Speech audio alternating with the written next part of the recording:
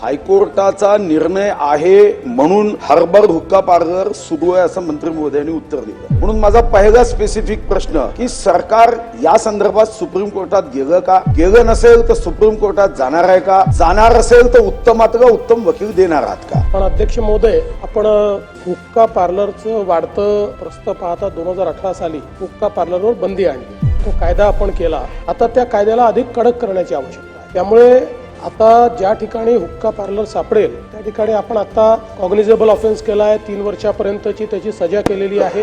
पण याच्यामध्ये यापुढे काही सुधारणा करण्यात येतील। दुसऱ्यांदा जर ऑफेन्स त्या ठिकाणी सापडला तर 6 महिन्याकरता या उपहारगृहाचं किंवा ते जे रेस्टॉरंट आहे त्याचा परवाना रद्द करण्यात येईल आणि तिसऱ्यांदा जर सापडला तर परमनंट रद्द करण्यात येईल आणि तिसऱ्या ऑफेन्स करता त्या ठिकाणी जी सजा आहे ती नॉन बेलेबल कॅटेगरीमध्ये टाकण्यात। जसं तुम्ही हुक्का पार्लरच्या त्या लायसन्सवर आणि त्या व्यक्तीवर कारवाई करणार तसं त्या पोलीस स्टेशनच्या अंतर्गत येणाऱ्या अशा अवैध आणि या पद्धतीचं पिढ्याने पिढ्या बर्बाद करणाऱ्या पोलिसांवर काय कारवाई करणार त्या पद्धतीची भूमिका आपण स्पष्ट करावी। पोलिसांनी जर हुक्का पार्लर उघडकीस आणला तर कारवाई होणार नाही, पण इतर कोणी जर तो उघडकीस आणला तर त्या ठिकाणचे जबाबदार सगळ्या पोलिसांवर कारवाई केली जाईल।